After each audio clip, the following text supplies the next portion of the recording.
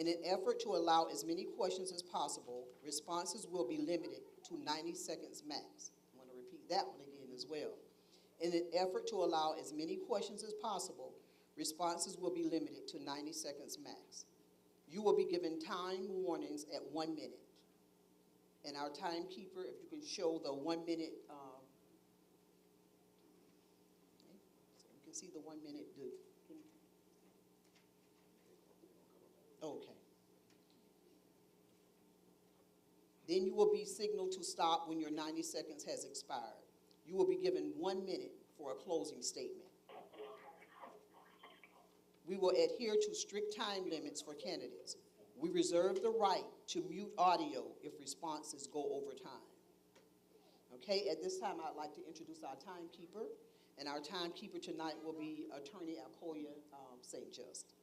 Let's give her a hand. In her job, she will keep track of the time. The timekeeper will notify speakers when they reach the 1 minute mark and when their time has expired for that particular question. Please pay attention because this is where the timekeeper will let you know how much time you have. So remember as you speak, and if you see the yellow card go up, then that means you have 1 minute left. And then the red means that your time is up. Okay, I would also like to say that neither Faith in Florida or our faith partners, we do not endorse. However, some of our partner organizations will. Okay? And afterwards, we would like you to know that there are 30 minutes set aside for fellowship. So we're asking that the candidates, you will have time to meet and greet some of the people that are in the audience tonight, to introduce yourselves to them, and maybe just have a little conversation with them.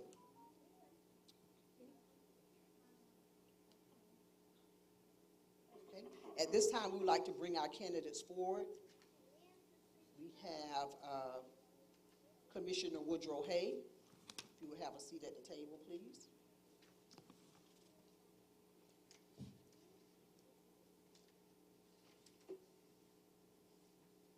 We have Mr. Joe Josmond, Mr. Mac McCray,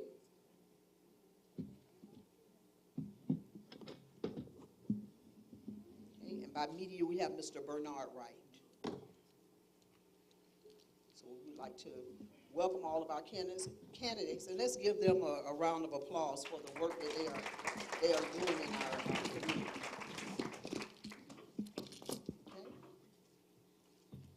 Are there any questions, candidates, before we start regarding the guidelines for tonight? No questions, we'll proceed. Number one, we're going to start with Commissioner Hay.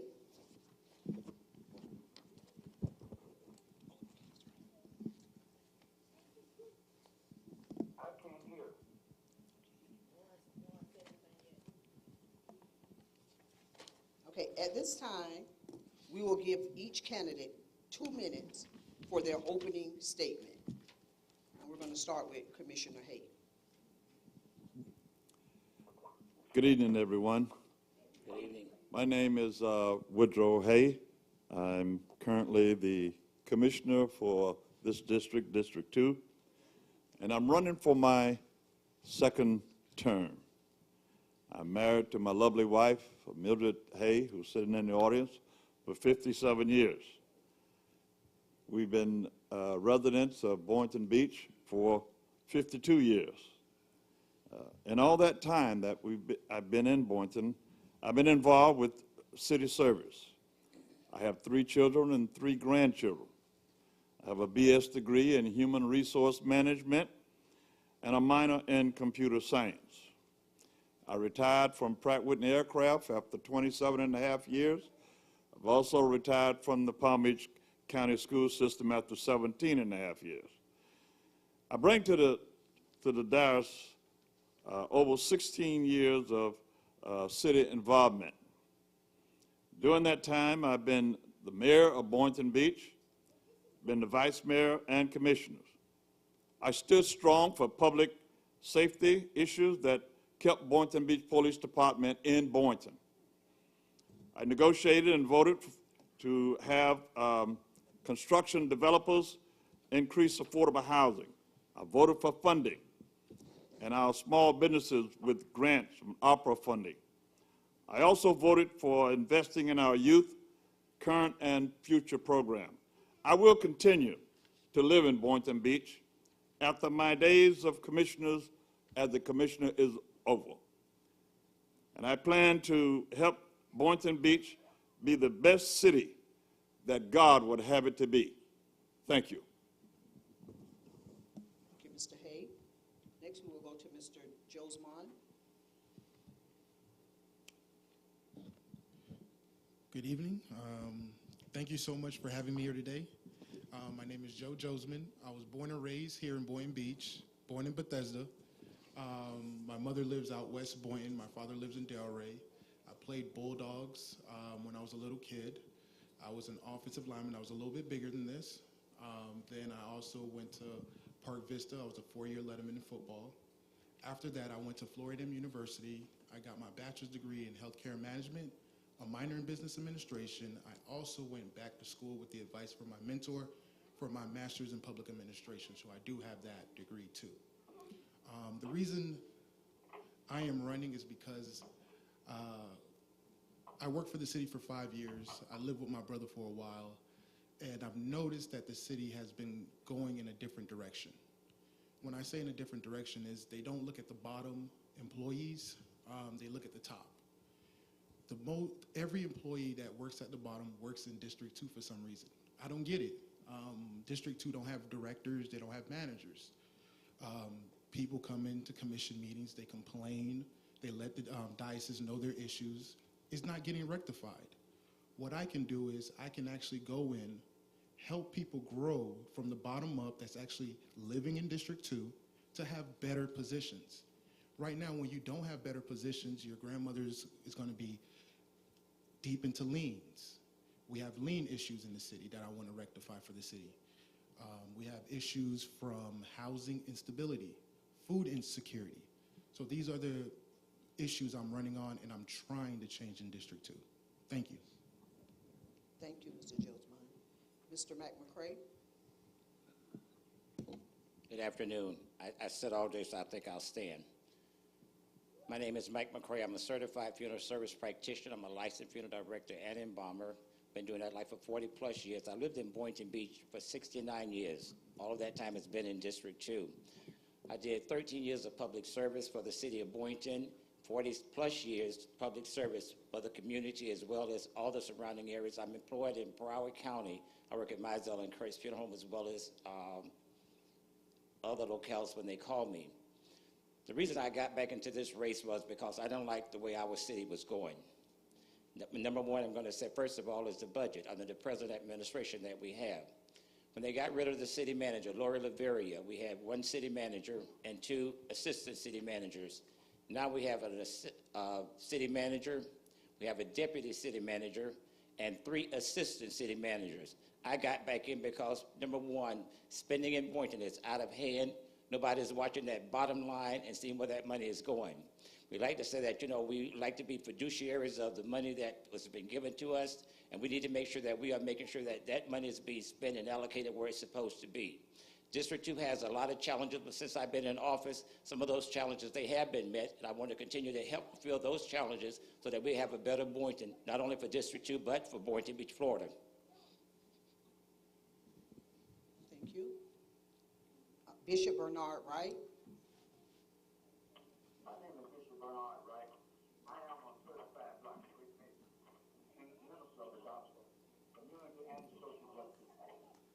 My evidence of what I've done is bringing redevelopment and doing a great deal even right now, seeing speed bumps in the city where these go on.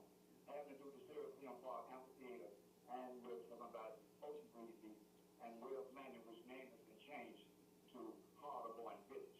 All of these things is evidence of itself what I've been doing in these last 12 years as an activist in Boynton Beach. Now I have my wife, 12 years we've been married, and I have 5 children and a great number of grandchildren, about 16, and great-grand. But what I want to, I'm just getting here, this is a constitutional elected office. We have a candidate here who has vowed to run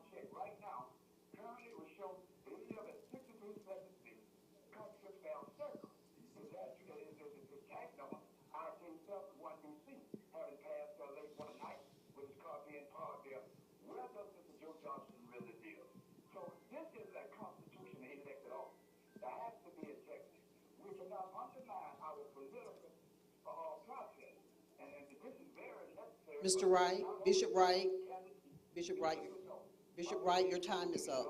When you're running for an office in a city that really needs direction, Bishop Wright, like I said, Bishop Wright, your time is up. Thank you.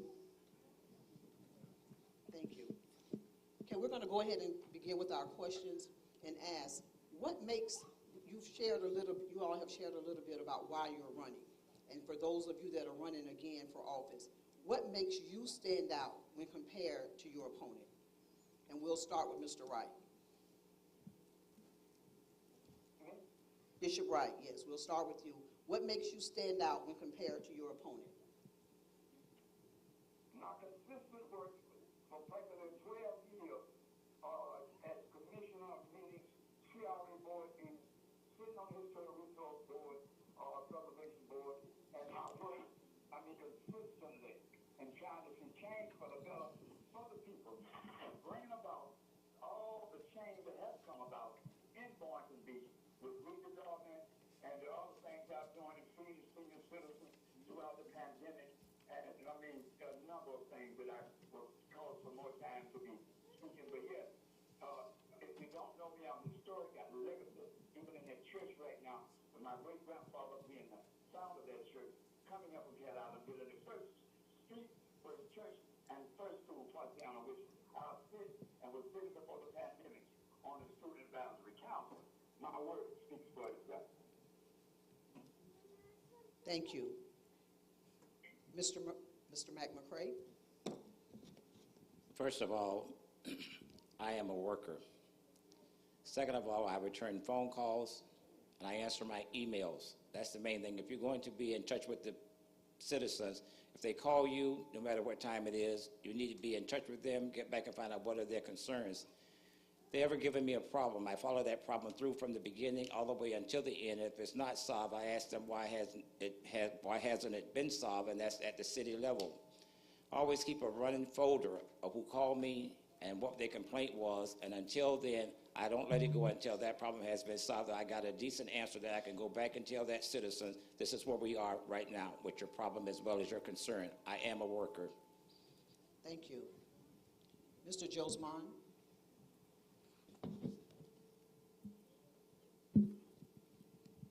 All right. So basically, I worked for the city for 5 years. Working for the city for 5 years, I coordinated with practically anybody that lived in the city. You might not even know me. I'm the guy that you called about your trash not being picked up.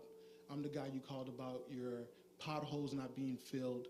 I'm the guy you called about your utility getting backed up.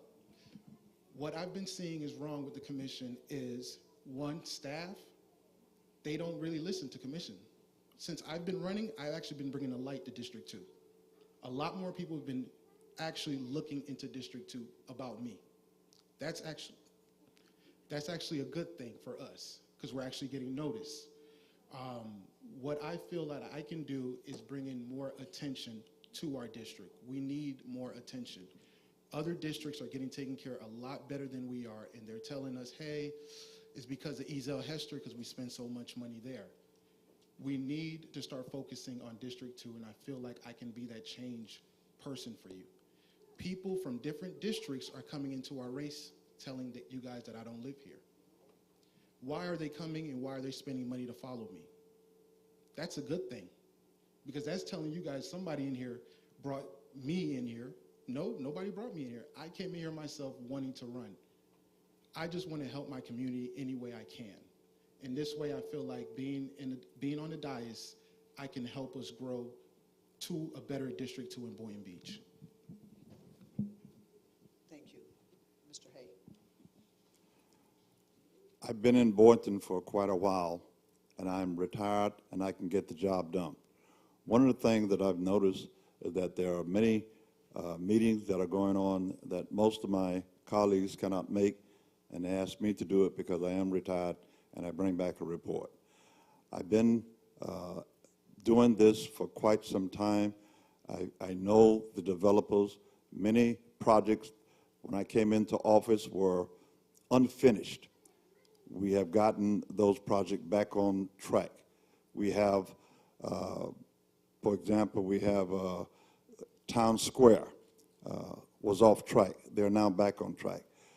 We have the affiliate company is back on track. Ezer Hester is going to be getting turf, more bleachers, PA system better. A lot of improvements being made, and I'm at the head of those, promoting those and pushing those things to be had. Affordable housing is another item that is a big item. We got people moving into Boynton Beach by the hundreds and the thousands. We've got to have a place for them to stay, and we have the work, but we need places to stay, and we need to have housing that's for our seniors and for those who are not economically able to pay the market rate. Thank you. Thank you. Our next question, it goes to Mr. McCray first. If elected, what will be your priority the first 90 days as Commissioner of District 2? My first priority would be to get traffic calming devices here in District 2. Why? Because we have people that's speeding up and down the roads. When it says 25 and 35 miles an hour, they're doing like 45, 50, and 60 miles going by my house. That's one of my first priorities. The second one will be that I'll make sure that infrastructure will be one of my priorities, because if you all are not aware, infrastructure in Boynton, the underground, is terrible. They have not replaced that, thanks for the buildings down here on MLK Boulevard, which I voted for to get them off the ground. And they did the underground, that make sure that the sewer lines and all have been updated. Without that, we would be a terrible, terrible fix. I'm also, in regards, I want to make sure that the people that are sleeping over on the canal banks and underneath trees, we have people, the homeless population here in Boynton is something that you all need to pay attention to. I'm just saying it's outrageous. People don't have no place to go, and yet and still we don't even know those individuals. Some of those individuals are our family members, and I'm just saying, if you ever want to find out what is really going on, go out to Boynton Beach High School and ask those kids out there, do you have a place to stay? And God knows your heart will be broken, because a lot of them coming to school really not even having the courage to take a good bath, and I'm just saying they have to go all day long, and they say, this is the only good meal that I'm going to get, is what I get at school. Some of them say I even take like half of my sandwich and take it back home to share with my brothers and sisters. Boynton, we need to wake up and do what is right for those that's less fortunate under us. Thank you. Thank you. Mr. Bishop Wright, if elected, what will be your priority the first 90 days as Commissioner of District 2? First off, I really to have to draw attention to this disenfranchised district of District 2, so that the finances will be equally dispensed, and we're talking about affordable housing for seniors and low income. Dealing with the homeless, I've been doing that all through. You understand? We've been feeding the homeless over on 13 for quite some time. Dealing with our police department to see that we revamp that so that we don't see excessive force and things of that nature, and our children can be safe, and getting the programs that we need so that the streets and the prison don't grab up our children as they've been doing, and I mean in great numbers far too long, because of the finances that has not been spent over in District 2. It's been spent over in 1, 4, and 3. So it is so very necessary within these 90 days that I get all eyes on what we need in District 2 fundamentally to bring change for the better for the people. And one thing I know, I have an interaction with the people and the children, knowing them and them knowing me. And that's what makes the difference.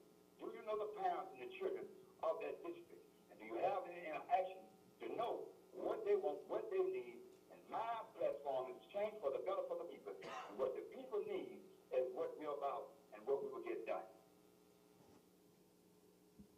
Thank you, Bishop Wright. I need to go. Commissioner Hay. One of the things that we all agree on from the commission and the citizens that I talk with is public safety. We have what we call the ARPA funding monies. I want to make sure that those funds are used to support public safety. One of the things that we're going to do, and I've been advocating this, is to bring back the NOP, which is the Neighborhood Officer Program. This is where officers are on the street, they're talking, and that worked, okay? But for some reason, we had to cut it out. So that's one of the things that I'm going to make sure that I get going in the first 90 days of being back in office. The other thing is housing. the housing down by Hurricane Alley, that development project, okay? A developer by the name of Affiliated, is going to be building that. I insisted, normally there's a 10% to 5% affordable housing. I've been able to talk with them, and it's up to 50%. That is unheard of. 50% of that housing, which is over 300 units, is going to be affordable housing. We have neighborhood revitalization. You notice down here on 10th Avenue, across from that development, the monies are being spent to revitalize that, to paint it, fix up the driveway. These things, we need to fix up our own city. Thank you. Thank you. Mr. Josman? First 90 days, first of all, you guys already know what the other candidates are going to do. You guys have been there already.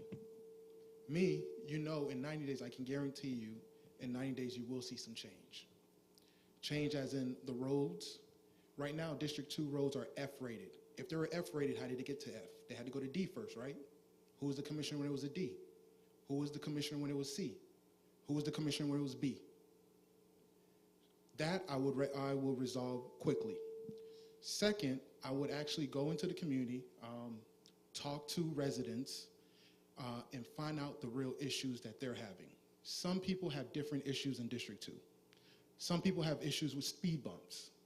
Others have issues with liens put upon by the city. Others have issues with making their utility payments. Everybody's different in District 2. Not everybody's the same. What I can bring in is I'm going to actually try to get to know you, and I'm going to work as hard as I've ever worked before. And the reason I say I'm going to work as hard as I ever worked before is because if you look at my background, I've always worked. I've never in my life stopped working. I never chilled on the corners, looked at, did anything like that.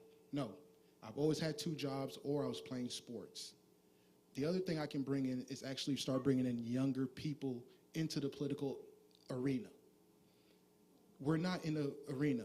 This room should be packed because we're talking about future down the line 10 years. Thank you very much. Thank you. Our next question, and the question goes to Bishop Wright. What do you feel are the greatest threats in District 2, and how would you address them if elected to serve as commissioner?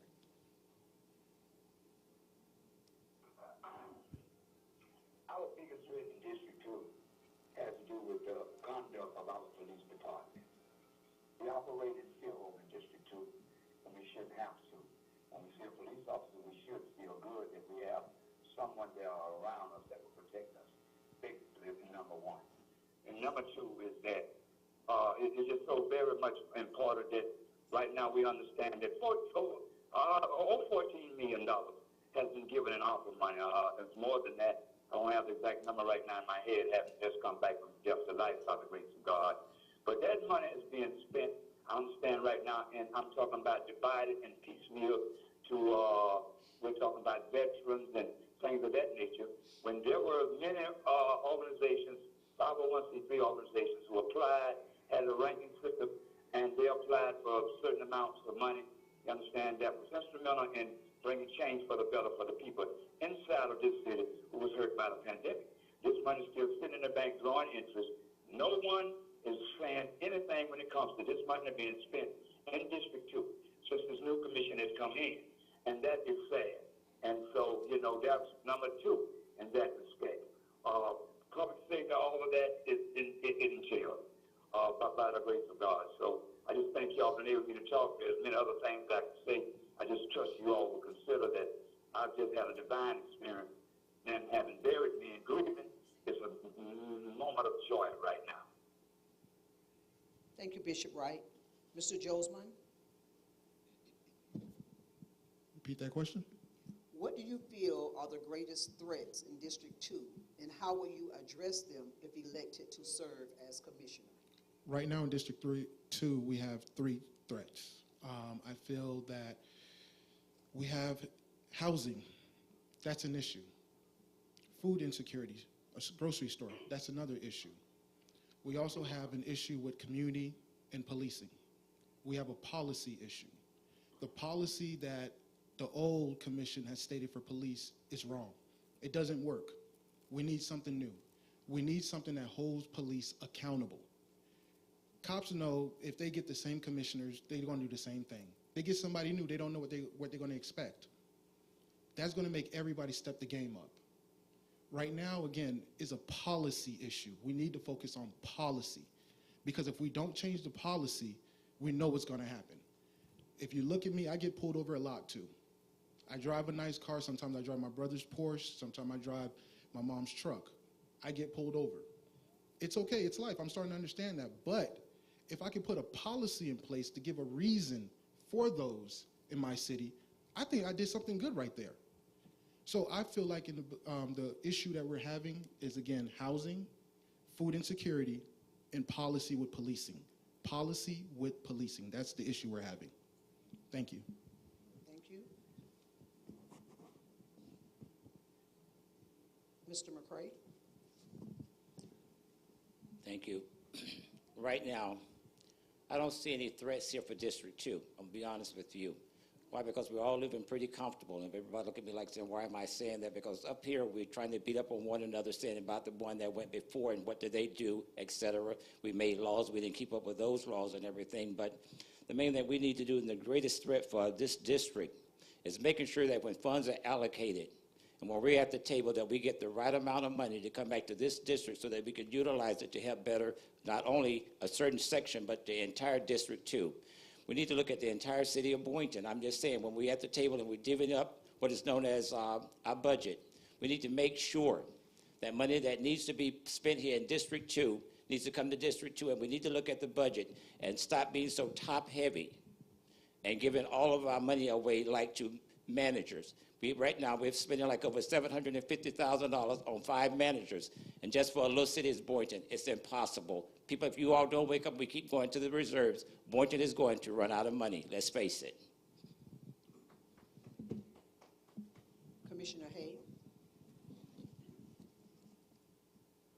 I feel again that public safety is one of the big items, and it is a challenge in this city. I do not want us to be another Memphis, Tennessee. And we're bringing in a lot of new officers. We are short of officers. We're bringing them in. But we've got to make sure that they are properly trained, that they have gone through ethnicity training, that they know the difference of the culture. We have to train our own kids how to act and behave themselves once they get pulled over. Okay, so there is some barriers here in Boynton Beach, and we've got to be real with ourselves and address them. And we are doing that. We are looking at the top-heavy budget. We are looking at trying to cut programs, which we have. Okay, so I'm just saying to you, those things are on the table. We are addressing those right now. We have a commission that's working together for, I can't tell you how long it's been since I've seen a commission that's working together to bring the assets here to Boynton Beach, to make things happen.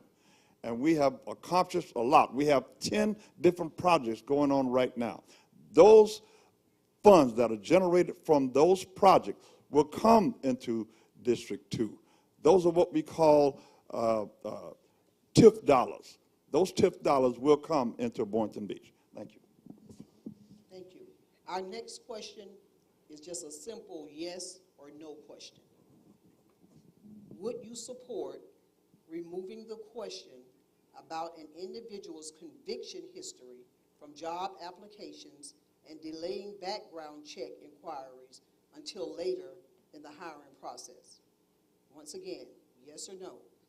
Would you support removing the question about an individual's conviction history from job applications and delaying background check inquiries until later in the hiring process? Mr. Josma? Yes. Mr. McCray? No. Bishop Wright? You know, that's a good one there, because, you know, I think one should know. It's a yes or no, Bishop Wright? So, what I'm gonna say is a yes. Okay, thank you. Commissioner Hay? Yes. Thank you. Our next question. District 2 is a special tax district that funds the CRA. If elected, how will you ensure the residents of District 2 will see the benefits of these funds? Once again, District 2 is a special tax district that funds the CRA. If elected, how will you ensure the residents of District 2 see the benefit of these funds? Mr. McCray. Thank you. First of all, the CRA, it was formulated by District 2, and it was formulated to get rid of blight here in this area. We are the reason that we have a CRA. And for 40 years, they said they was going to do something on 10th Avenue. We're finally getting a chance to see something being done on 10th Avenue. We are the reason that the CRA is formulated. Those funds that are talking about TIF dollars and all that stuff that's supposed to be coming here, that's why you need people at the table that's willing to talk and speak up and say, let's make sure that we get our share of the money that we are generating. The CRA operates at our expense and do what we said do, and I'm just saying we have the commissioner that serves at the CRA board. That's another reason, and they should know where that money needs to be going. We should be the first people at the table when it comes to those dollars. Thank you. Thank you. Mr. Wright? The CRA board is a great board, but it needs to be ran efficiently with the attention on District 2, making sure that all money is spent in respect to the different projects and programs that we need that bring advancement into our city, especially having to do with children first and then on up the ladder from our senior citizens on down, making very much sure that that money is being spent on seeing that there is advancement. That means seeing change for the better for the people. Whatever the people want and whatever the people need, then the CRA board and that it entails for them to do, that it be done. Thank you. Commissioner Hay? CRA is a very needed board. Could there be some improvement? Yes. One of which is that I don't believe 100% that all 5 commissioners should constitute the CRA board. I think it should be a hybrid, which means we have 2 citizens from the community to sit on that board, to bring things that we may not be privy to that board, to make the proper decision that we need to make sure that those dollars are coming back to us. I think that for too long, we've had the 5 commissioners, and sometimes you get confused on what hat you're wearing. But I think in order for us to really benefit District 2, because the CRA is going to is not going to be in existence. It's going to sunset, and it's going to be sunset in the next in a few years, and it's going to go to the city. But right now, I would love to see us in District 2 get behind the concept and the idea of putting 2 more citizens like yourselves on that CRA board to make sure that we have a voice. Right now, it only takes 3 votes, okay, to make things happen. And if you don't, thank you, but we need to do that. Mr. Josman? Thank you. I actually been on the CRA board for over 3 years. If I wasn't supposed to be running, I wouldn't have been on the CRA board. But when I've been on the CRA board, we have no power. We can't do anything. We listen to what the commissioners say. They're the ones that give us the agenda. What I want to do is basically start having the CRA invest into District 2. The CRA does not invest into District 2 the way they're supposed to. They invest in entertainment, stuff like that. District 2 don't need that. We already have entertainment. What we need is the regular citizens getting taken care of, as in utilities getting paid. The CRA can actually do that.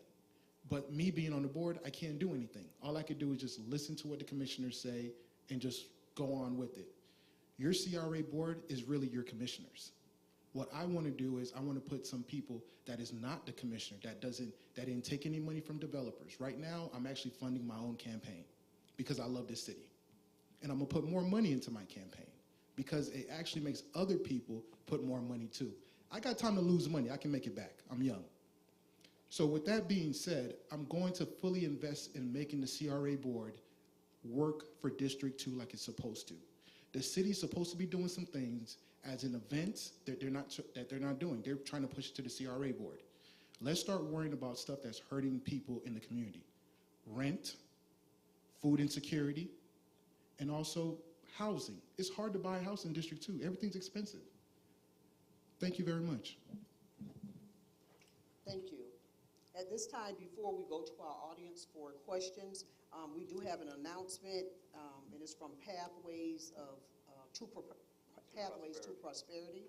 And it's the National HIV/AIDS Awareness Day. So hopefully you all have picked up a flyer. If you did not pick up one, we do have a gentleman that's back there that has the flyers that he is able to give out to you all. Could you raise your hand, please, the gentleman with the flyers? So please make sure you pick these up and also share them with a neighbor or share them with a friend. So at this time, we're going to go to our audience for questions. You will have 1 minute to ask your question, and then again, the candidate will have the opportunity to respond. So if there are any questions, raise your hand, and we'll bring the mic to you.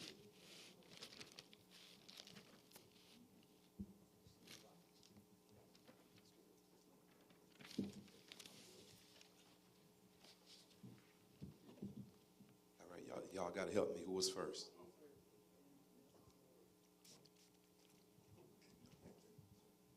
I'm glad the issue of the CRA was brought up. The key of the CRA is to have the individuals who are not on the commission to be a participant. And the way to get that is to have citizens on the board. And I'm a former city commissioner, and that's what we had. We had the commission plus citizens, and I'm glad to hear that it's going to be brought up again. It's essential, it's that important that the people who are citizens get a say on this board. And the vote counts.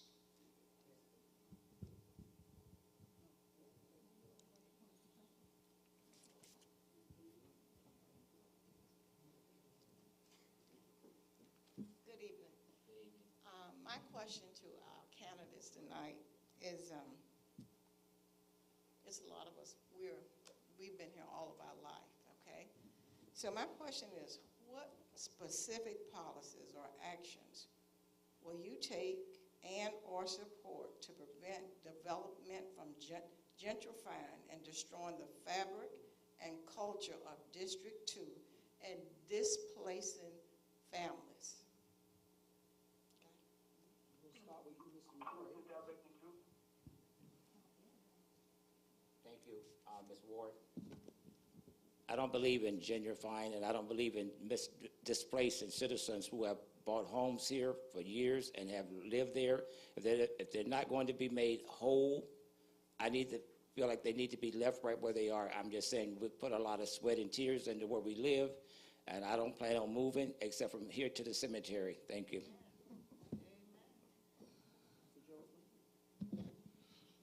First, what I would do is I would talk to you and find out what issue you have, because everybody's different. Miss Sarah Williams, she's out there every morning picking up trash from her properties. Everybody in here know that. Why is she doing that? She's trying to make sure she don't get no liens on her property. She's making sure when she's not here anymore, whoever's going to get those properties don't get a big surprise in the end. When we say gentrification, it happens because commission that sit on staff don't help the community when they need help. The only reason a person's moving out is because they can't afford it.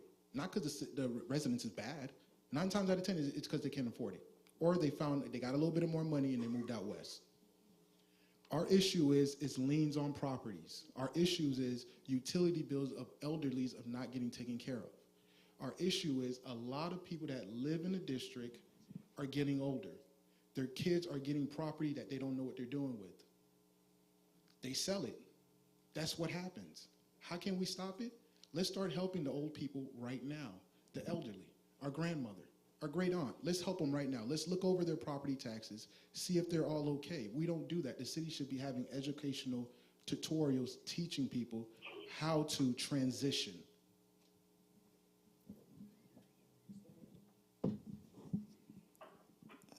As I see it, gentrification is a serious problem.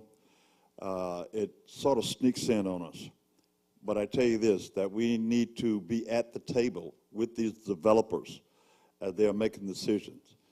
I recognize that, and that's why I've been working with the developers affiliated, Hyperion, Pulte, all of these different developers that are coming into our community and building houses. Just is flowing. But if you're at the table, you can insist that 10% affordable housing is not enough. That's why I stayed at the table with these developers. And we need to get more of Coalition of Clergy, Boynton Strong, and others to be at the table with me, to talk to these developers and make sure that we have the proper AMI, okay? We have the proper low income, we have the moderate income, and make sure that we can afford to live in these nice buildings that are being built in our city. If we continue to sit back and allow this, then we will have gentrification because we won't be able to afford to live there. Right now, that project, as I stated before, 50% is going to be affordable housing. Thank you. Bishop Wright? I am sure they're absolutely against gentrification, about displacement. And I've been fighting against this and talking about this for these 12 years I've been advocating, you understand, in Boynton Beach. First, I would like to let you know that it is so very important that we understand our history and our culture, because Boynton has a rich history. As you see when you ride down MLK Junior Boulevard, you see Wells, Robert E. Wells, Memorial Avenue. That comes from my advocacy, because I was adamant about them recognizing our history, preserving our history, and we don't have historical fundamental base, then this shit will never advance, not in the way of being better for the people. It is so very important that we preserve our history in Boynton Beach. Many won't even know how it was a thriving city. We had some of the greatest entertainers that came to this city. There was wealth building in this city. There were not only business owners, but we have got to stop selling our property, you understand, and like Mr. Hayes said, get around that table so that we can be there to have a voice with these developers and things. And we advance in this and profit in this for the better, because our children, believe me, deserve better, and our children's always first. Thank you.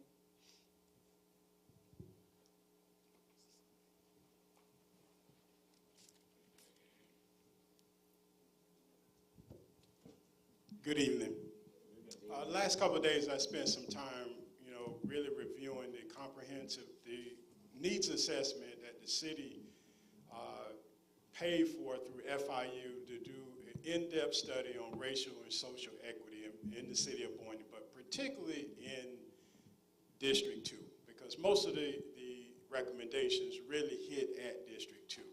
So I encourage everyone to really read that, but my question really deals at the economic opportunity of it, particularly business owners. So as development is near completion, one of the things that the city and residents said for a long time, they want thriving businesses to run alongside the development, particularly on MLK.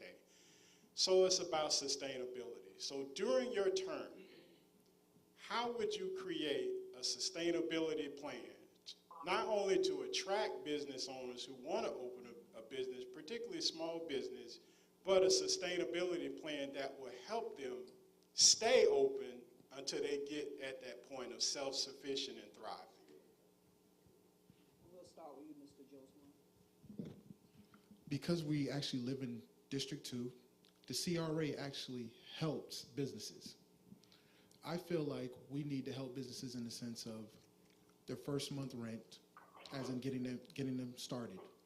If a person get their first rent started, they get a little bit antsy. They know, okay, I got confidence now. I got this taken care of. I don't have to worry about this. I can invest in myself. We're not doing enough training programs as in entrepreneurship with the city, in the sense of kids in high school should be interning to be an engineer. Kids in high school should be interning to know how solid waste works. The reason I say all this is because they might start their own business. They might want to be an engineer themselves. They might want to start their own trucking company. But if they don't know how to get a bid with the city, how do they even start a business? Businesses grow by government helping business. That's how it works. It's a partnership. Government helps, the private sector helps, but they come together. Us as young people, we want to be entrepreneurs, but we're doing everything on our own and we're getting trapped. That's the same thing that's going on in District 2. We're getting trapped. A lot of us are business owners in District 2, but we're getting trapped by taxes. We're getting trapped by business licenses. We're getting trapped by so many red tape in our own city that some of them were actually born in. They can't even get a business license. They ask them so much. I feel like we need to lay off the fees. The city gives too much fees for people that live here, and we need to start thinking about our community a little bit better.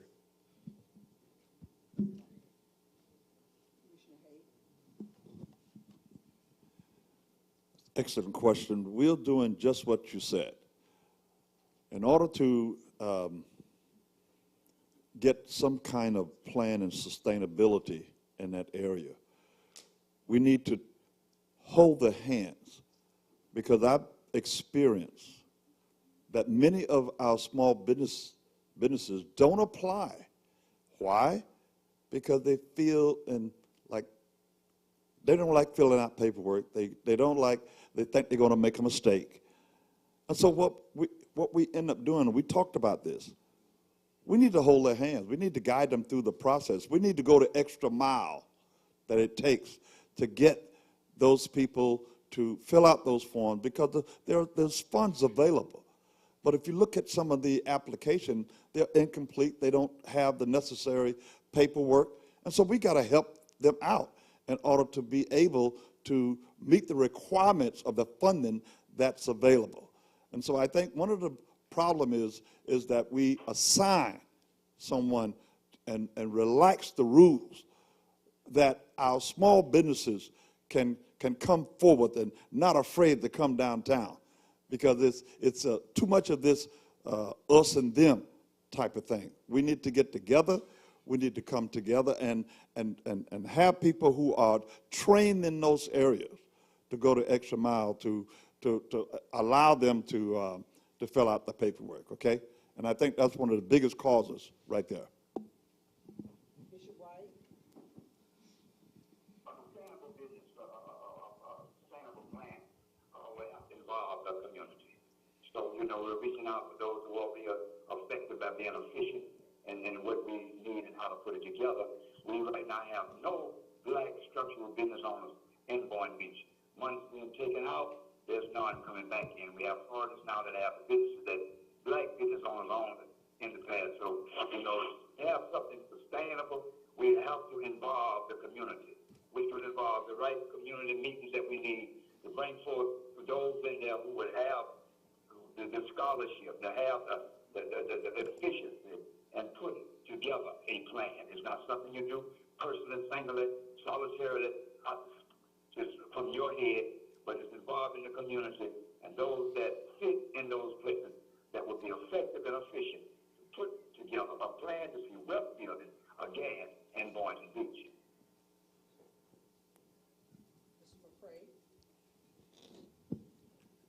Mr. Sims, first of all, I want to say thank you for the study.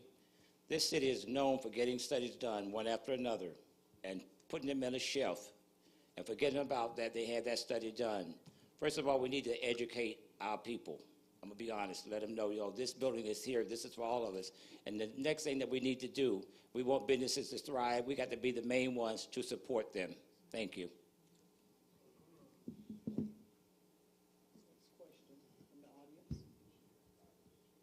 Wesley Schuler. I own a landscaping company, and I'm certified SBE, MWBE, DBE, certified with DOT. So the problem that I see that developers come up in here, they sell you a dream, they tell you what they want to tell you, but the problem on the back end, y'all don't have these programs, the SBE, the MWB, y'all don't have DOT, y'all don't have the classes. If y'all get the classes, these people will come and do it for free. But developers see the loophole and they run with it. And that's the problem that the city of Boynton is having in District 2. Because that project right there on 10th, they don't have no minorities. They don't have nobody that's certified that can get the work done. But then they come in and tell y'all what y'all want to do. Y'all need to change and get these programs together, and then y'all can strive to do better. Like the city of West Palm, they put their money where their mouth at with these programs.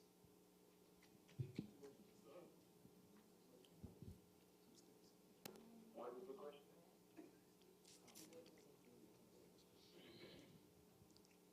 Good evening. My name is Brenda Williams, and I've been living in Boynton since 1959. And I've seen the, I don't want to say destruction of our city with all these high-rises that the commissioner have authorized these last 10, 15 years. The capacity of all these other buildings that they've built recently is not even at 100%.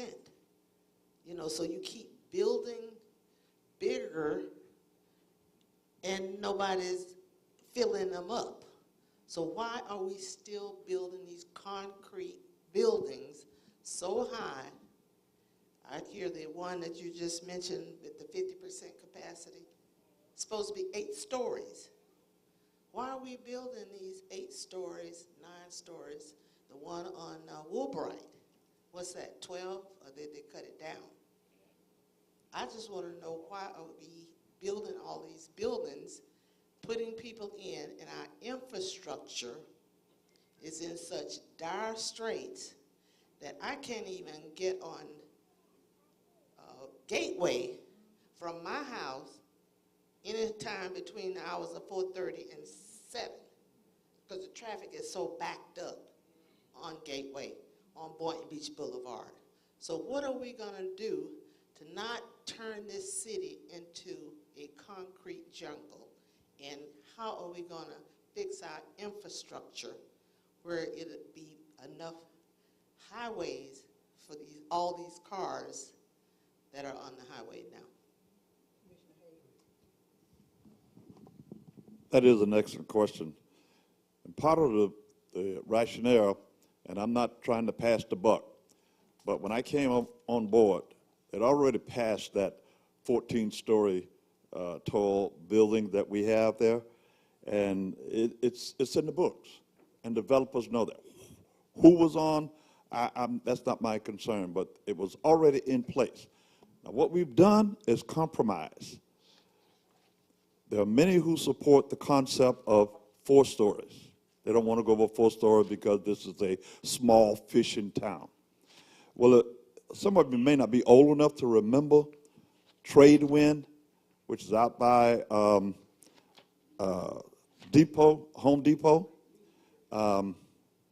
Let me tell you, we had to end up, and make a long story short, we had to end up paying millions of dollars because we said no, and they met the requirements. We don't want to repeat that. So what we've done so far is to compromise. We went from the 14 stories to 8 because it's a growing city. And what I mean by that is that with a growing city, you're going to either have to go up or you're going to have to go wide. If you go wide, you lose green space, okay?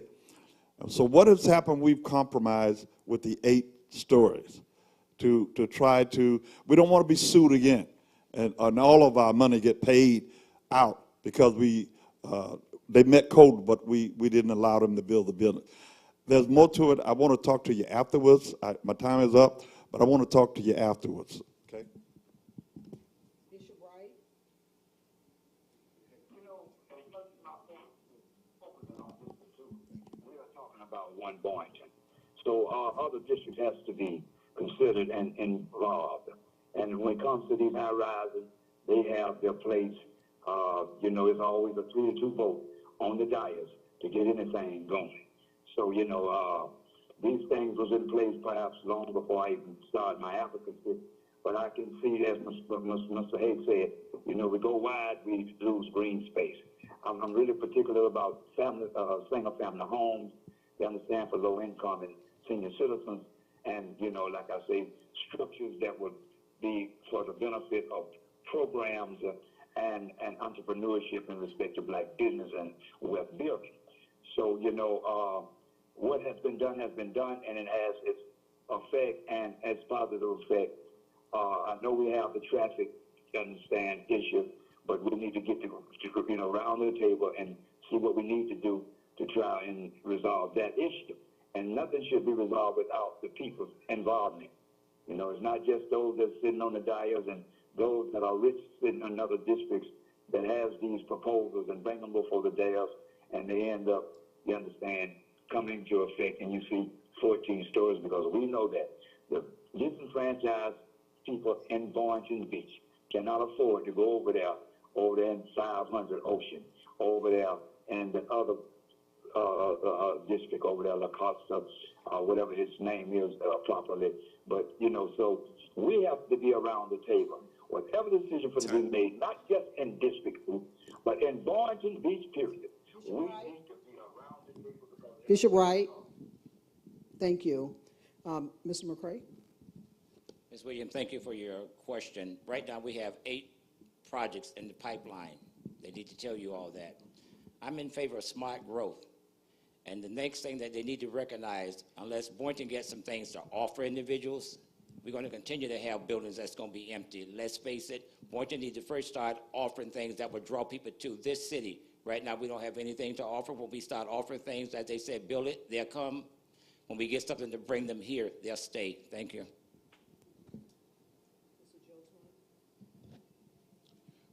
First, the issue that we're having is developers give commissioners money. That's one issue. They don't give me money. That's a good thing. When someone gives you money, when you've been there, they know you can do some things for them. Some people in the commission have someone that lives in District 4, I think.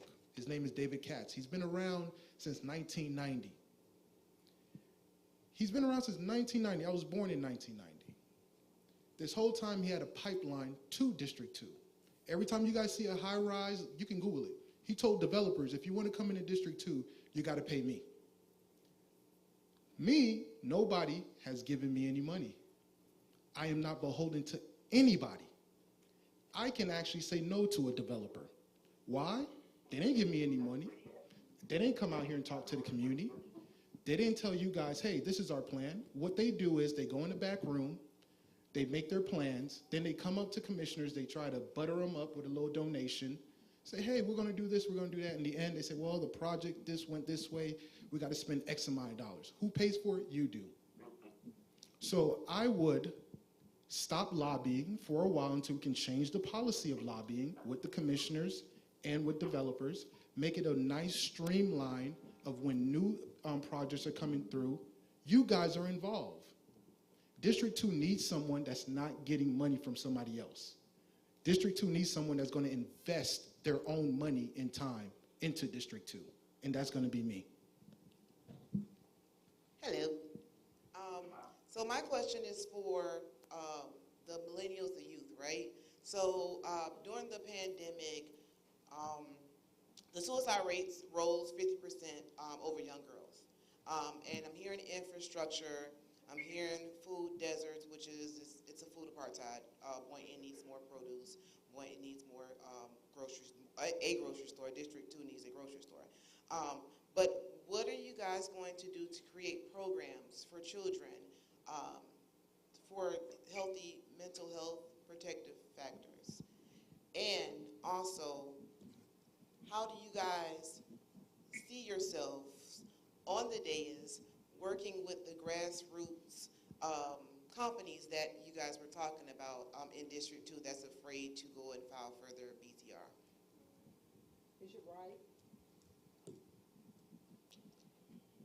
Oh, to God be the glory. my brain a little foggy, but we talk about mental health. But there's another program that I had introduced to Boynton, the big out over on the West Coast, having to do with AME, trauma-informed care. Has to do with, seeing people and meeting them at their trauma. We talk about mental health, but we need to have programs that we can meet people at their, right at the point of their trauma, where they've been abused and what it is that got them with their issues in life to bring about a change in their life. Because if there's no identification with that has brought about the trauma in their life, trauma-informed care. This is something very important that we need here in Boynton Beach that will be effective, no doubt about it. And programs that will be educational and informative in respect to our children and in respect to them knowing their history and the history of Boynton Beach. What's been going on in respect to the police department and their, their conduct, and then we can put a plan together for the future to see change for the better for the people. People always have to be involved, and it has to do with these children and programs that will engage them, that they don't have enough time to just run through the city and have nothing to do. And the city that right now have absolutely nothing to offer, not only the children, neither are adults. All our money is being spent everywhere else, even in entertainment, it doesn't matter. Boynton has nothing. It is really in a graveyard, and if I'm commissioner, I would see resurrection, but by the grace of God coming to that town. Thank you, Bishop Wright. Thank you. Mr. McCray? Thank you. Mental health is an issue that not only affects young people, but it affects the elderly as well. We have in our city, we got P2P, Pathway to Prosperity. They have programs. I'm just saying you need to reach out to these people that have programs like tomorrow afternoon. They have the AIDS thing that's going on. It's not going to be well attended. We put on programs, and people don't come. You offer this, they still don't come. Just because you have a program, that's not going to say that you're going to get them to come, but you need to get something out there to educate them. If there's a mental health crisis or an issue, we have places that we need to refer those individuals to, and if I'm up there, I'll make sure that they get to the right people. Thank you. First, mental health is real. People follow me, that was actually getting to me too. So, with that being said, the city already have a lot of programs. Our problem is the outreach. We don't get, you guys don't know nothing. In the sense of they don't give you no information, they don't email it out to you, they don't door knock at your house. You guys don't know. And then we're just in the box, don't know where we're going. But what I can do, I can start outreaching out to everybody, letting you know the situations that's going on in the city and help you find a resolution. Mental health, what would I do? I would basically invest more into bulldogs, into not entertainment, and say, I'm sorry, I'm messing up. I'm getting a little bit nervous when you speak about mental health, sorry. But I would actually, we have a lot of, wow, I messed up big time here. So the library has a lot of different services that they provide, but you guys don't know about it. What I'm gonna do is, again, I'm gonna reach out to you guys. I'm gonna let you guys know what's going on and how to get to these resources. Sorry. First of all, let me just say that I really resent the implication that if a developer gives you money, then you owe them something. If you go with me or you talk with some of the developers, I can name them, but I won't. I voted against them when they brought their project forward because I didn't agree with it. And they gave money to my campaign. My comments to them is this, that if I disagree with you, okay, I'm not going to vote for you. If I agree with you, I'll vote for you. If you can give me a check under those circumstances, I'll receive it. As far as the mental health, I'm the chair of the Boynton Beach Mental Health Committee here in Boynton Beach. We just opened up a neuro behavior center out here on the way to Boynton Beach High School. It's on the left-hand side. There, you don't have to go through the constraints of Baker Acting and getting all these things. You can stay even longer than just 3 days. They have a beautiful facility out there. I was out there 2 weeks ago. I would suggest and hope and pray that you would take the time to go out there and look at that facility. What we have here in Boynton is one of a kind. There's not another one around, okay? I would have workshops to train these people about being entrepreneurs. Thank you. Okay. Good evening. My name is Marjorie Delis. I'm a member of Bridges of Boynton Beach. My question is, what goal we got for the immigrant in the city? I didn't get the question. What was the question? Oh, my goals. What goal we got for the immigrant in the city?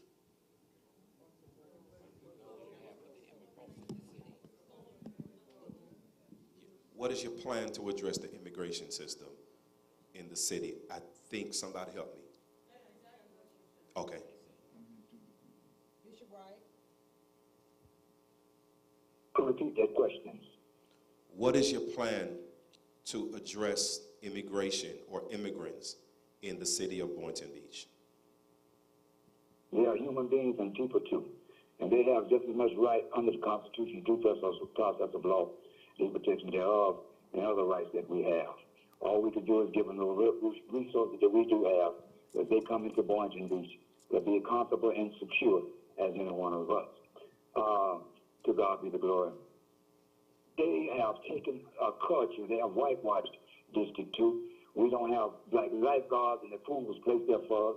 We don't have the baseball and the softball, which we thrived on for decades on decades, which I have advocated, and we got some flyers out. All I need is parent and player participation freely to bring back into the city baseball and softball, which is just not only about football. And so that is very, very, very huge to think about it. It's a culture. And they have whitewashed and taken our culture, and we need to revitalize our culture in Boynton Beach, because one that does not know its history like a tree without roots, it will bear no fruit. And we have to have that basic fundamental. To continue for Boynton to be Boynton, we have to stay on the fundamental of our culture and our history, or what it once was, that can still be today, even more better, because we did have wealth building that brought about the greatest celebrities into this city. We see no more. I mean, we're talking about barber shops, shoe shine parlors. We're talking about beauty shops. Thank you, Bishop Wright. Commissioner Hay.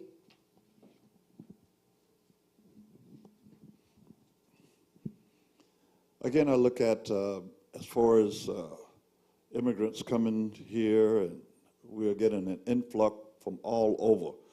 1,000 people are coming into Florida a day, and many of those people are coming to South Florida. We need to make sure that we are providing adequate housing facilities for those.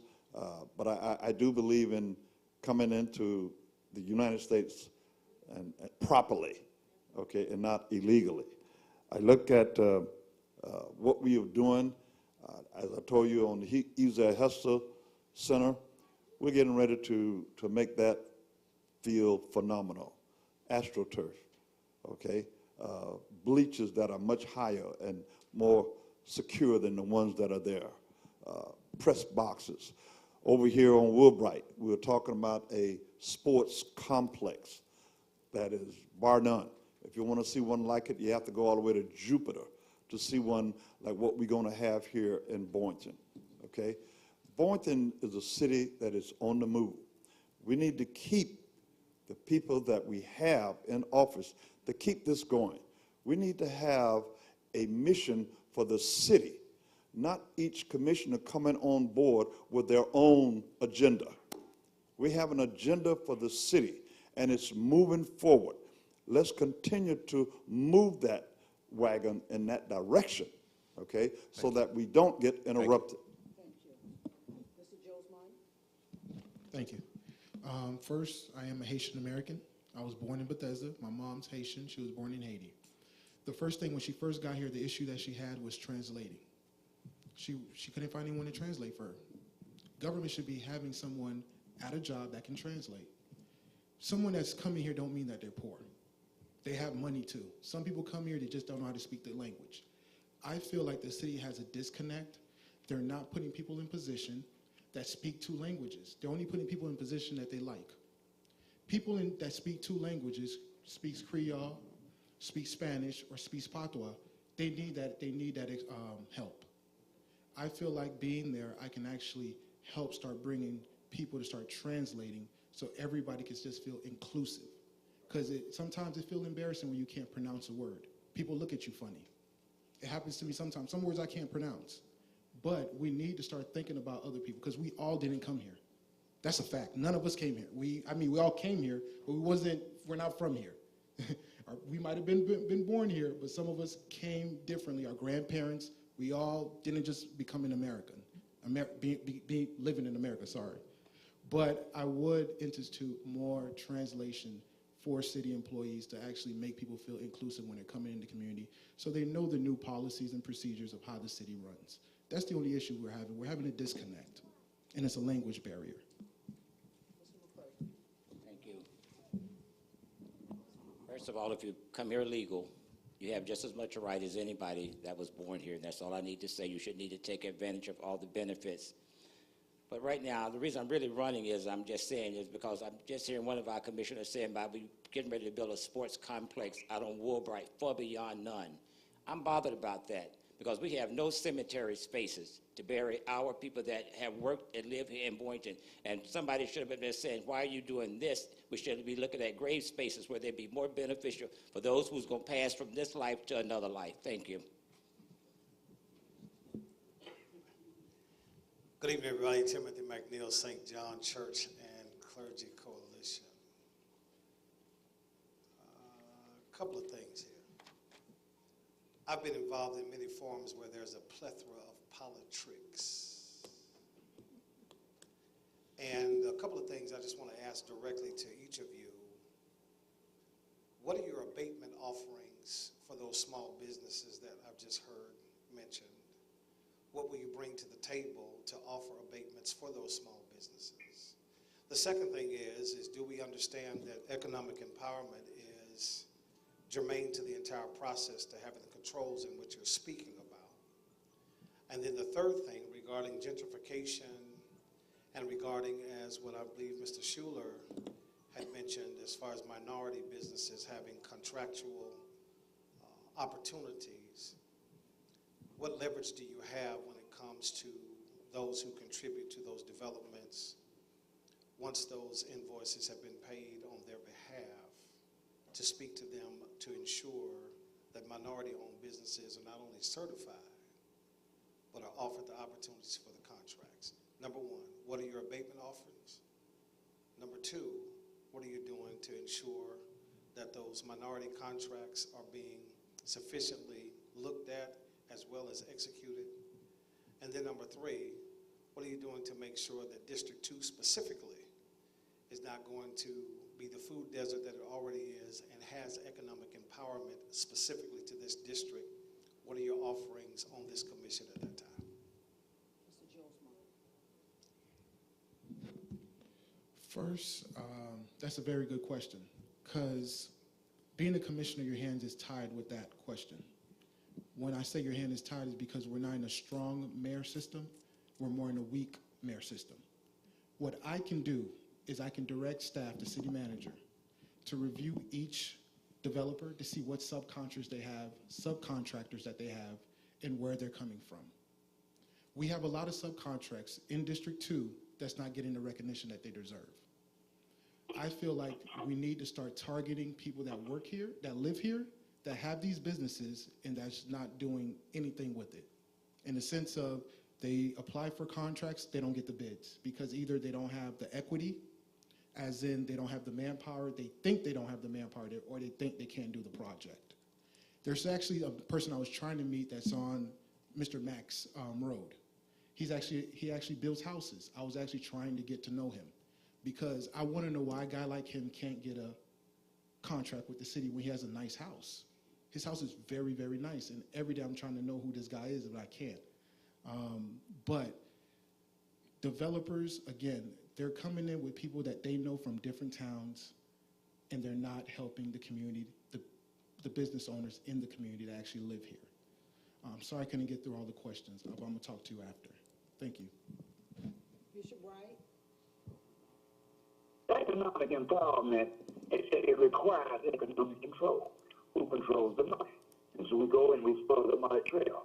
But it's all about, again, someone sitting on the desk involving the people and seeing how this money is being dispensed. And you know, it is the best of our well-being. So if you talk about economic empowerment, you've got to be around the table where you've got some control and the money, how this money is being spent by the grace of the living God.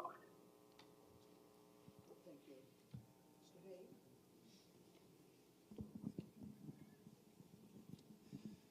First of all, let me address the cemetery real quickly. We are looking at two great plans right now. They're on the table because that is an issue. We're out of space on Woodbright, and it's cost an arm and a leg up here on Seacrest. Going back to what you were asking about, we have the ARPA dollars that we're really looking at and scrutinizing to make sure that our small businesses get their slice of the pie. We're going to have a workshop. We're looking at some grant funding that's in the pipe right now, okay, to handle that and try to get to our small businesses. But one of the things I want to say to us in general, whether I get back on the dais or not, is that when we put on these workshops and we put on these job fairs, we put on these job fairs, you need to come, okay? You really do. We've tried it all in our own community. We've tried it at the churches. We've tried it at the center. And it's very low participation. So I would encourage us to, when these opportunities present themselves, let's go. Ask the questions and get that information. And I would say we need to go with policy changes. That's what we're all about as commissioners. We set the policies for the city. And if we don't like, if we don't like it, we change it. Thank you. I'm going back to the cemetery. I'm glad he brought it up. But see, this is information that needs to be adhered to and be put out in the community for all of us to know what is going on. Information is not just for that commissioner himself. That information is for it to be dispersed among your constituents. And that's what I will do if I am elected. In regards to subsidies, we have a plan already in place. They get rent subsidies right out here for the projects that's going up on MLK Boulevard. That's number one. When we was building those buildings there, the CRA said that, first of all, we must at least start with the minority builders who has contracts, and they had the right to bid on those buildings first. If they did not get them, Pastor Tim, that's not our fault. They had first at the table to bid for those things that was going on over there. If they did not get elected, that is not our problem. I'm just saying that was one of the stipulations when those buildings was going up, that minorities would have the first route at the table to bid on what was going on over there, and they failed. I'm sorry, sir.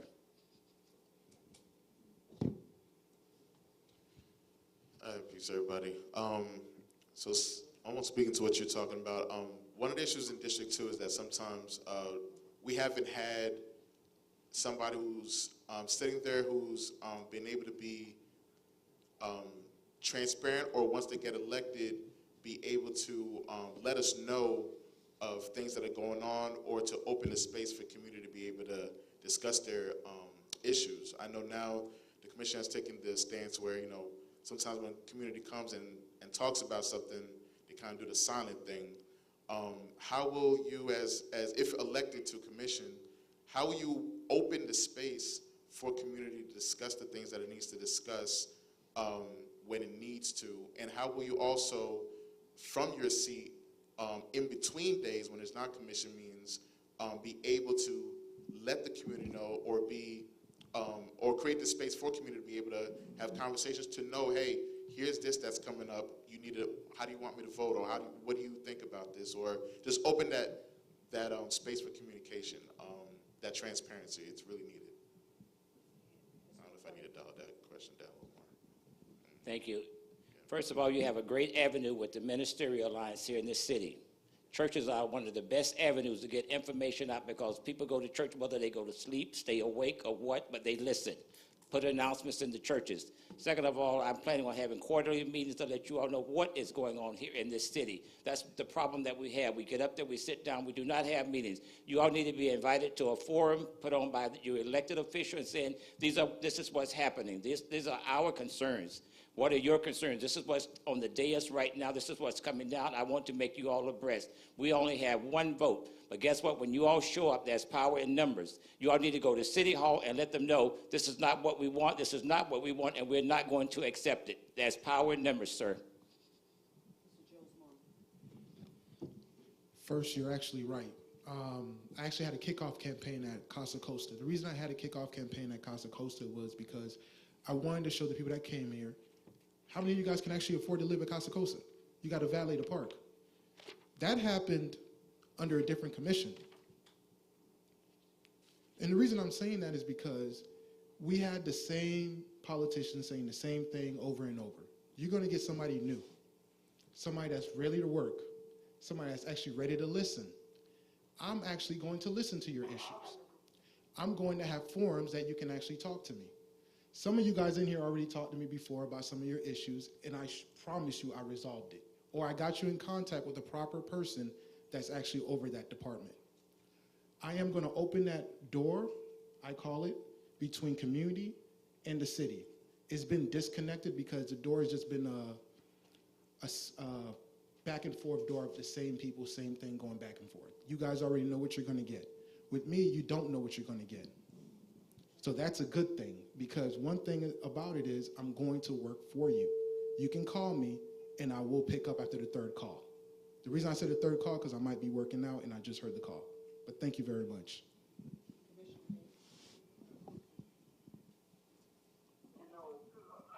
Hold on. Okay.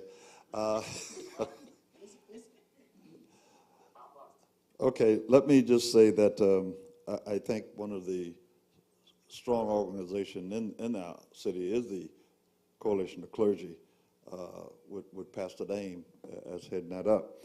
And we need to work more through this. If I may just address again about the cemetery thing, that is a new future agenda item. I just brought it up. It has not been time enough to even discuss it yet. It's a new idea, and I made some suggestions on how we could handle that problem. And it's going to be researched and brought back by staff to see what the possibilities are.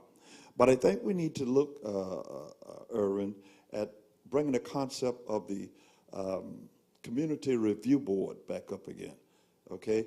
That was going pretty good there for a while, and then all of a sudden the discussion just fell flat.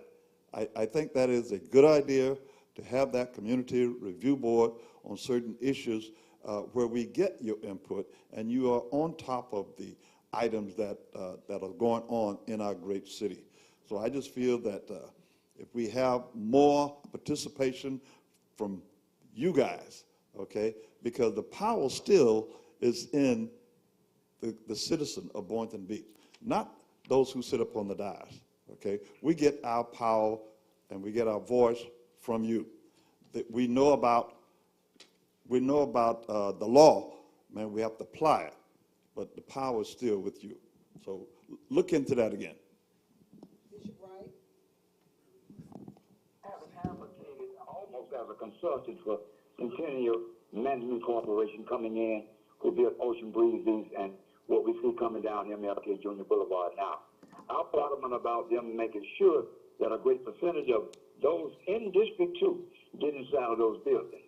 What they didn't put in place, and I thought they would put in place, is the program to see that our credit be upgraded, since that credit rating was a very important part of getting people in, and they didn't. So I was a bit sad that they didn't have it in place, and it has gone the way it has gone. But when I advocated for them, and they made it explicitly clear to me that we were definitely going to see that those in Boynton Beach in District 2, the minority, low-income seniors, will be able to get in that place. It's not about piece of the pie. It's about our fair share of the pie. And so this is what I've been about. Unfortunately, it didn't go that way. It was me who really advocated for the commercial on the bottom and the residents on the top. This is how Boynton has always been since I was born, and I'm 70 years old now. And that those businesses will be black-owned businesses. And you know, if our people in District 2 didn't have and weren't into position, because position means so much, that they can go in with a business, but as long as there was some black coming in and managed by black, well, filthy, and money would stay in Boynton Beach by some means, and engagement of the people. We have to find a way to market the people, and I like what he said, churches. People gonna go to church. The pastors need to come to the commission. Thank you, Bishop Wright. Thank you, Bishop Wright. Thank you. At this time, we're going to have our closing statements, and we're going to give each person the opportunity. You will have, okay, excuse me, we have one more question. So let me just, before I pose this question, let me clear something up. And that is that the Boynton Beach Coalition of Clergy has never been elected to the dais. So I just wanted to clear that up. Erwin kind of touched on what I wanted to ask, and that is to you, Commissioner Hay, and to you, former Commissioner McCray, and then to the two new candidates. My question is, if elected, can you all commit to holding these community forums to educate the people? I get more phone calls from the residents in this district than either one of you as elected official. Why is that? Because the people say that you're out of touch with them. You're out of touch. I pastored in this city for now 8 years. I've been in this city for over 30 years. The partnership that was established with the former government official was done by the clergy. We brought them out of their building into our building so that we can have dialogue in order to inform our people. We're loaning you all our vote for you to lead us and to partner with us. It should not be the clergy that's doing the leading. It should be the leaders who have been elected to lead. And so my question is to you, Commissioner Hay, and you, former Commissioner McCray, and then to the other two that are waiting. Are you willing to commit to holding these community forums to educate the people in conjunction with the clergy to ensure that the residents are educated about what's going on downtown? We can't come and fight something that we don't know about. The strategy must take place here before we go down there. So are you committed to holding those forums with the community and the clergy to strengthen the relationship so that we've got a solidified voice down at City Hall? Okay, Commissioner Hay.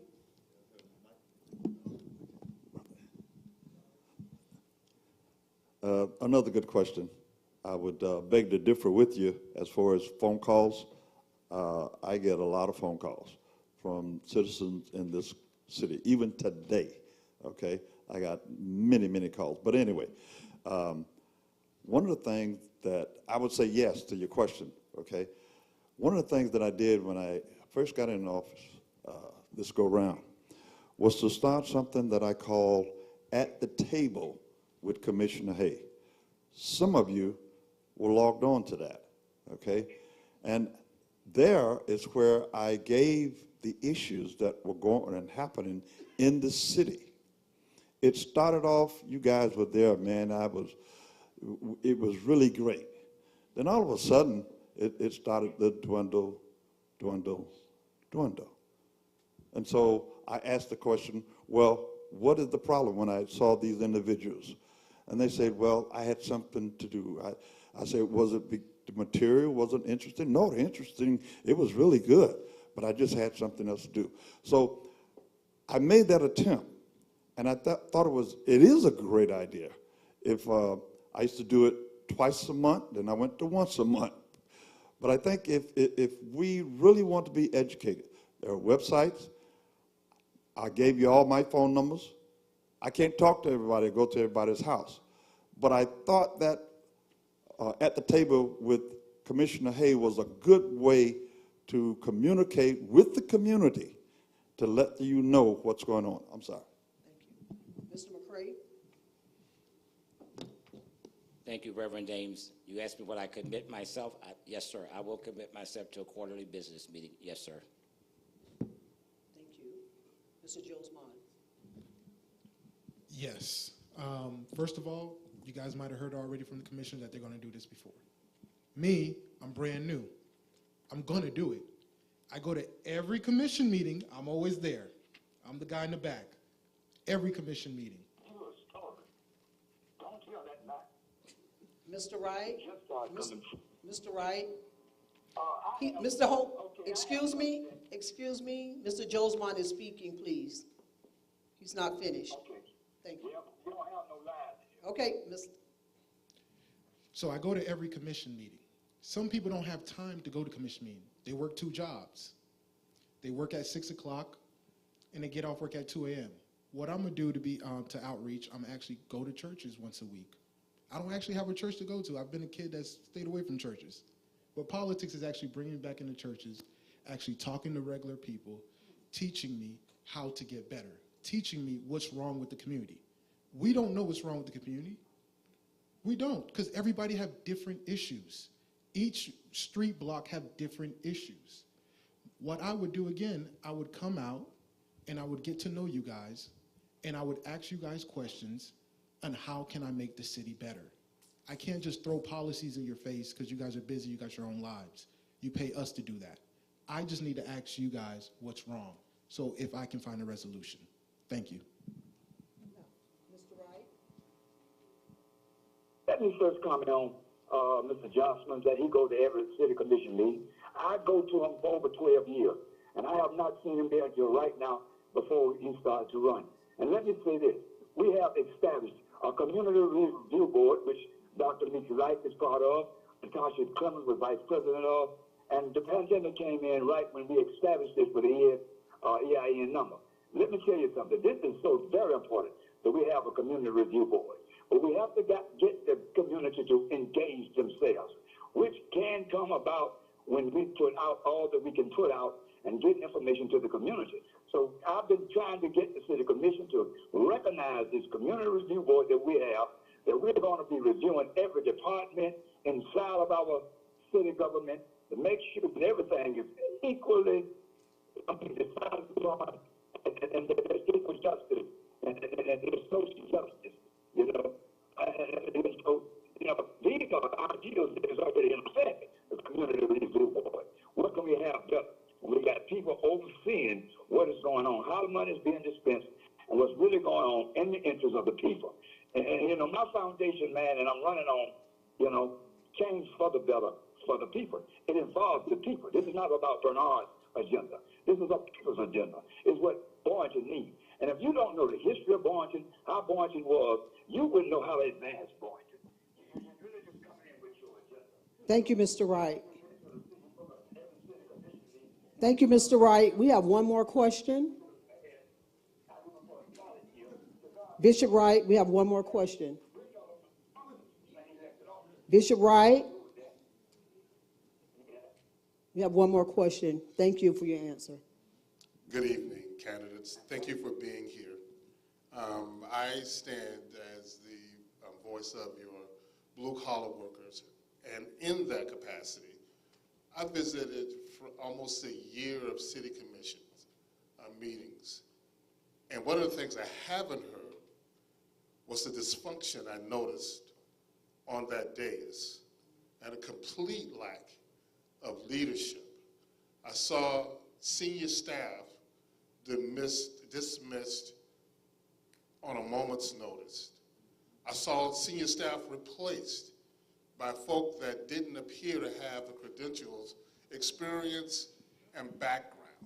I saw bickering going back and forth on that dais, one that you all are working hard to get on. What will you do? Oh, and I saw citizens thrown out of city commission meetings.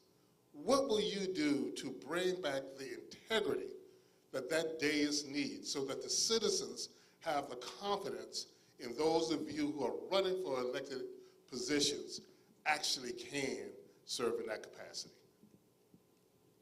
Mr. Wright? The way our commission meetings are being conducted today is totally disrespectful to the people that come up to the dais. We come up, we express our issues, and all they give us is thank you. And this is what Tompkins Circle has put in place. There was a time before then, and Joe Johnson know nothing about this since he goes to all the city commission meetings. When you come up and express, and you are an issue, every commissioner up there will have a say in the matter to try and resolve the issue of one coming up there. Do you think that there are so many challenges? I'm a husband. To God be the glory. And my wife, it's a sacrifice and it's a challenge to go down to the commission and you present your issue and there's no resolution, no feedback, and as though this is not a question and answer. What is it? This is a community meeting and we're getting no resolution right now in the present state and conduct of our city commission. That has to be reversed. We have to be heard and we have to be answered. Thank you, Bishop Wright. Mr. McCray? Thank you for your question. First of all, this is a perfect example of having people on the dais who's not educated on how government works and how government is supposed to be ran. When I got on the dais, I made sure I made meetings and learned everything I could learn. I also learned Robert Rules of Order so that I know how to conduct myself. When you get newbies on the dais, and they don't know what's going on, and then they're feeding into what somebody's telling them, said, I gave you money, I want you to get rid of so-and-so. That's what happened. They was fed bad advice.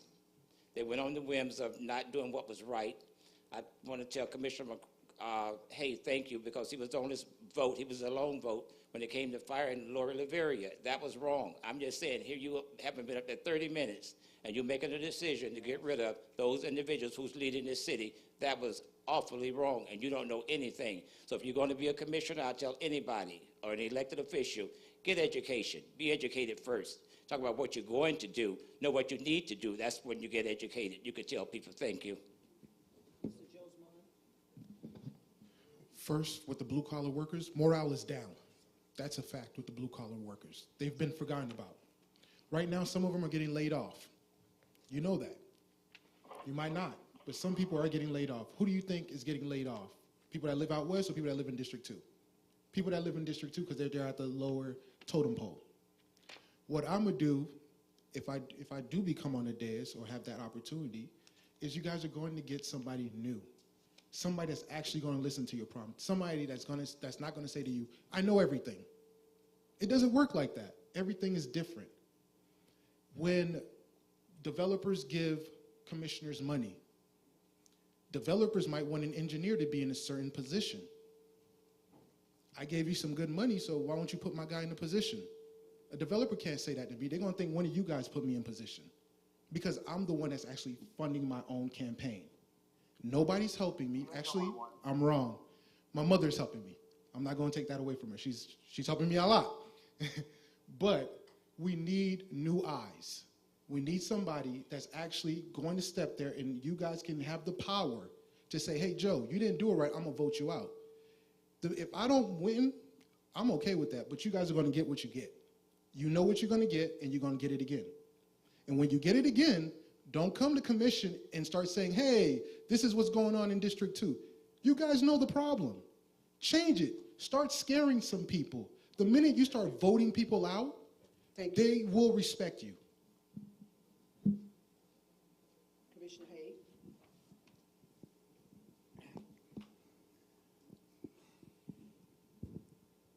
You know, this has been going on for quite some time, and I saw it from the very beginning.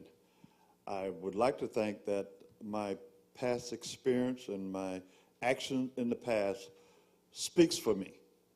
I will stand my ground, which I have shown.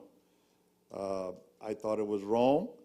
I informed some of the citizens what I saw as far as getting rid of Lori, because they got rid of Lori only because they felt it was a blockage to go to take our PD, the police department, to the sheriff department. And they hoodwink many of us, okay, into thinking that that's why we got rid of her, okay, because she wasn't doing the job. No, they had another agenda. It came up also, and that's why I made the motion. Sometimes you have to stand alone. And I want to let you know something, Joe, as you progress, because I know you're going to be back. This is it for me, okay? But listen, you got one vote. It takes 3 votes to get things passed down at City Hall. And unless you have some finesse and know-how, how to get things done, you are always going to be in left field and left behind.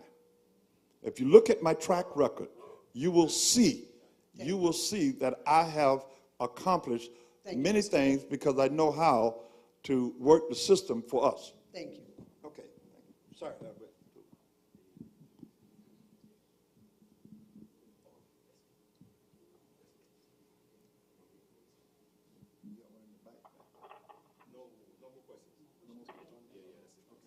So again, at this time, we would like to thank our candidates that have come out tonight. We thank you for the opportunity to hear about the things that you would like to do for District 2.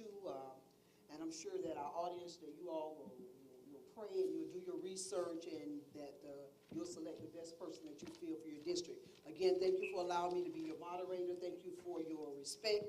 And thank you again for giving me the opportunity.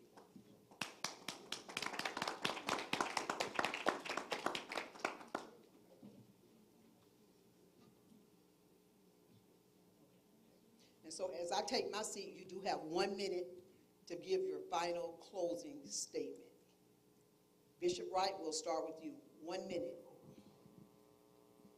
This is my third candidate, having run formerly for commissioner and mayor, and now commissioner again. So I, too, have been my own campaign manager and putting everything together for myself because it's a passion God has placed in my spirit to see Boynton change for the better. Having known when Boynton was really thriving. So I want to say this, because you put your own money in your campaign, which doesn't have to be your own money that's been given to you, and you put it on your own name, doesn't make that you're effective and that, voting is a part. Who you vote for is what makes the difference. I want all of you all to know that. You have to have a track record, and that track record has to be shown. What have you done for the city of Boynton Beach? I mean for real, and bringing development inside of this city, doing what you're doing in programs, feeding homeless people. And I tell you, I don't know none in 40 years can stand up to me. I don't boast it in nothing but Jesus to Christ. And bringing something new and better in the city. It has been the advocacy of Bishop Bernard Wright. Thank you so much, Mr. Wright. We'll have Mr. McCray at this time. What I like to do is make sure that we use a balanced budget this time and that we do not go into the reserves like to balance that budget. I heard him talk about public safety. 3/4 of our budget is being spent on public safety. And when you put out those kind of dollars, you should not have any problems with public safety, but we do. I still like to say, I thank y'all for giving me the opportunity to address you all. Don't forget March the 14th, you know what to do. Thank you. Mr. Josmon. First, thank you very much. I was very nervous. Thank you again for hearing me out. All I'm doing is asking for a chance. Give me an opportunity. You guys never had me before. Try me. My mother, she kind of likes me. People like me a little bit when they get to know me. So give me an opportunity. If I can't get the job done, vote me out. What that's going to make? That's going to tell people in District 2 that if you can't get the job done, they're voting people out. Right now, we're not voting people out. Like, we're doing a carousel. It's time to change the carousel and put some new blood in so you guys can bring back the power to you. If you vote for me, you're actually voting for change. You're actually telling the new commission, if I don't do my job, Joe's going to be gone. He don't live in the city, so we're going to kick him out. So my point is, just give me an opportunity, and I promise you I will do the best that I can. If I'm coming out here and I'm doing all this, that means I actually really care about this city. I'm not doing this. Thank you so much, Mr. Josmon. And Mr. Hay. First of all, let me thank all of you for coming out tonight and listening to the candidates. What I ask is that you allow me to stay one more term, my last term, to finish up those projects that I've had the opportunity to start, that I have input to. I want to see those through completion. And I just ask you to allow that to happen. We have over 10 projects that are going on. We have resolved many of the issues that were off track. We were able to come to the negotiation table with close those sessions with the attorneys on both ends and come to a resolution. So I'm asking you to allow me, just one more term, to get it done, and then you guys can have it. God bless you, and look to see you on March 14th. Thank you so much. At this time, I'll turn it into the hands of Pastor White. Let's give our moderator a big round of applause. She did an awesome job. Let's give our candidates a round of applause for sharing their views so passionately. And March 14th, wait, I would love to give a special shout out to this amazing pastor who opened up her house of worship for us to be here tonight, Pastor Seth, and did such a great job with the technology. Y'all, we moving up around here, y'all. March 14th, on a serious note, March 14th. It's important that you get out to vote.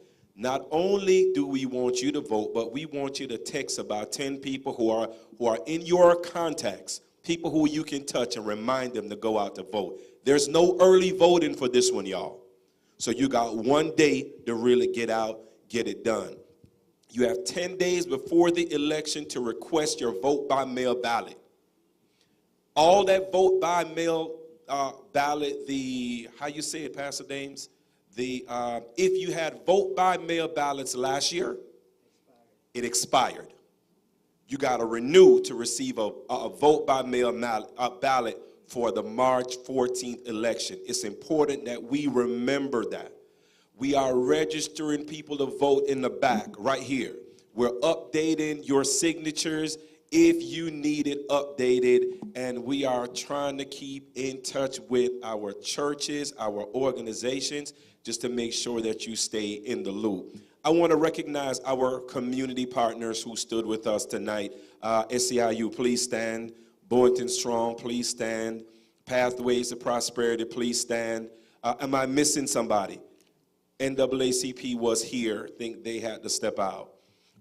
But thank you for Healthier Boynton. Healthier Boynton is in the house. And our timekeeper, stand up timekeeper, wave around, let them see you. Didn't she do an amazing job? But I just want to leave you with this. We're doing things a little bit differently, guys. We're doing things just a little bit differently. One of the things that I'm challenging our team on is starting next week. We'll be knocking on people's doors at least one day out the week. We knocking on door. Sister Christy, 1 or 2 days? 2 days. We'll be knocking on your doors, letting you know that this is coming. We'll be doing listening sessions just to let you know that we are listening to you. So when we bring the concerns to whoever is elected, they're real. Please remember to go out to vote March 14th. God bless you. Drive safely. Get some water and talk to these guys for a little bit if you need to. HIV. Pastor Tim, quickly. Just right quick, tomorrow we want to invite everybody to come out from 3 until 7. We have flyers available. Tomorrow is National Black HIV/AIDS Awareness Day. There are two things that happens. When you educate, you elevate. And HIV/AIDS is and has been for many years the only 100% preventable disease that has the highest amount of lethality due to a lack of education and discipline, and it affects the African American community the most.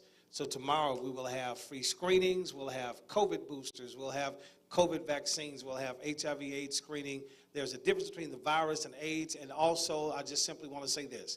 Don't wait until you or your family is infected to be affected by what's taking place. So tomorrow it's a free event beginning at 3 o'clock p.m. From 3 to 7. We have some of the greatest minds, some of the greatest physicians, and some of the greatest medical practitioners that will be there to answer any questions in which you may have. And tomorrow I'll be speaking about the violence of silence. So we hope that you'll come and meet us at St. John, 900 North Seacrest Boulevard, tomorrow beginning at 3 o'clock. Thank you. Y'all, I forgot to shout out my amazingly beautiful wife is in the back. Stand up, Beth Ann. Stand up, stand up. Oh, gotta always shout her out. In closing, I'm gonna share this personal thing about in 2012, we did a Bear to Violence march from the old City Hall down to Ezel Hester Center. After that march, somebody came over to me and he says, young man, you have been stitched into the fiber of Boynton Beach's history. Brother of McCurdy, I never forgot you. Yeah, that was you. I never forgot you. His words pretty much springboard a little skinny kid from Jamaica into this work. God bless you. Thank you. Thank you guys for coming. God bless you. Have a great night.